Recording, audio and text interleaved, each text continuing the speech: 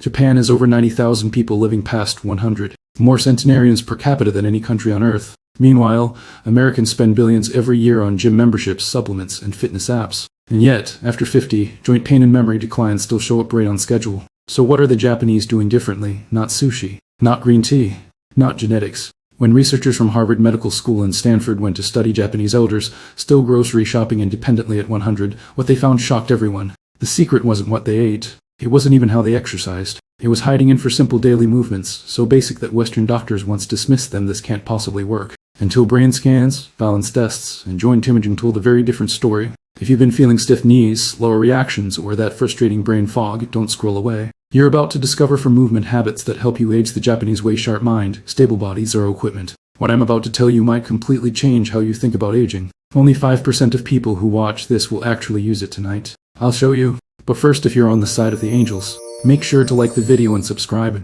And if not, then maybe you're cheering for the demons. Share this video to show you're for the angels. And leave a heart in the comments if you're Team Angel. Now, let's get back to the video. You're probably wondering if these movements are this effective. Why haven't you heard of them? Here's the answer. These movements can't be patented. They can't be monetized. There's nothing to sell you. The supplement industry, the fitness equipment industry, the medical system, every link in that chain needs you to keep spending money. Nobody has any reason to patiently hand you these for movements. Here's the thing: timing matters. The first 3 are for the morning. The last one is for the evening. Why?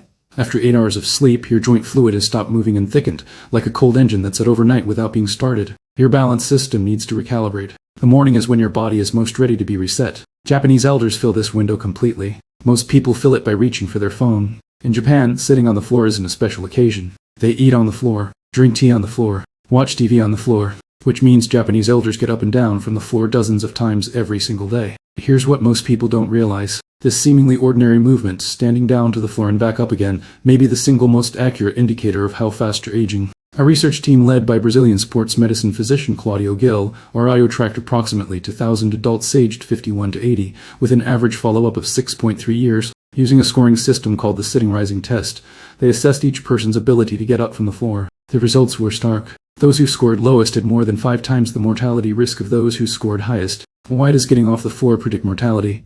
Because it's not just physical. It demands coordination, core stability, spatial awareness, and motor planning, all the abilities that quietly start declining after 50. And if you practice regularly, that decline can be reversed. Use a chair or a loose tool for support. Slowly lower yourself to a kneeling position, then stand back up. Using your hands at first is completely fine. The goal is to gradually need them less. Practice on carpet or a yoga mat to reduce joint stress. 2 to 3 times daily. Floor transitions wake up your coordination system. But your joints are still cold right now. The synovial fluid hasn't fully redistributed yet. The next movement has been practiced in Japan from childhood to old age. And today, sports science can explain from multiple angles why it works, especially for problems many people over 60 are too embarrassed to bring up: waking up multiple times at night, or feeling like your control just isn't what it used to be. Think about what getting out of bed looked like for you this morning. Standing up from bed, did you grab the headboard? Was there even a slight hesitation? Sitting down on the toilet, did you reach for the grab bar?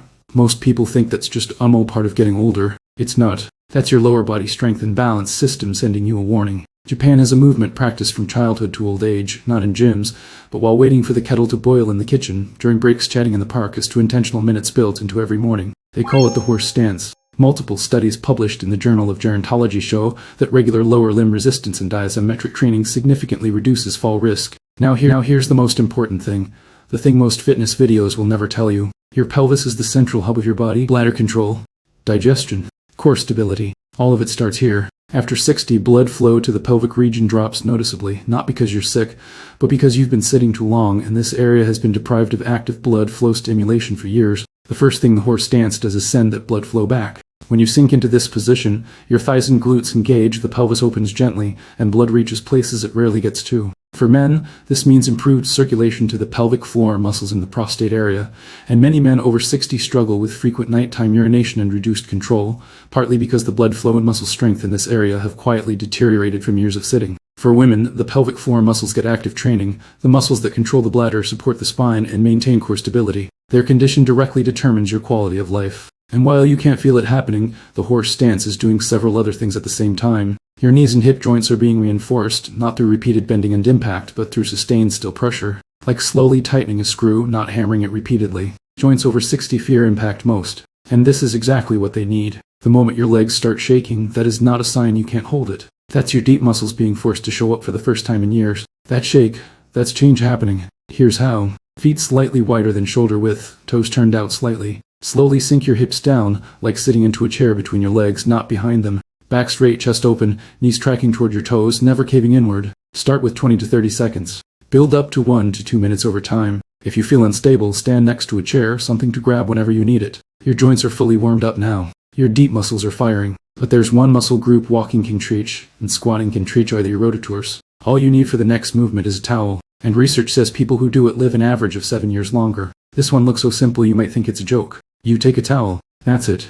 But in Japan, this daily ritual, called tenuji ui hibiki, is credited by many centenarians as their #1 secret for staying strong and mentally sharp well into their 90s. Why can a towel do all that? First, deep spinal stabilizers. When you pull the towel outward and hold that tension, you activate the deep muscle groups that keep your spine upright and your shoulders stable. In normal walking or squatting, these muscles barely get activated. Their atrophy is a major reason many older adults develop hunched posture and chronic back pain. Second, bilateral brain activation. Rotational movement requires coordinated motion from both sides of the body, which helps maintain motor coordination and cognitive function. The same neural mechanism targeted by expensive cognitive rehabilitation programs. Third, grip strength. Gripping the towel and maintaining tension is an effective form of grip training. Grip strength is one of the most thoroughly studied health predictors in geriatric medicine.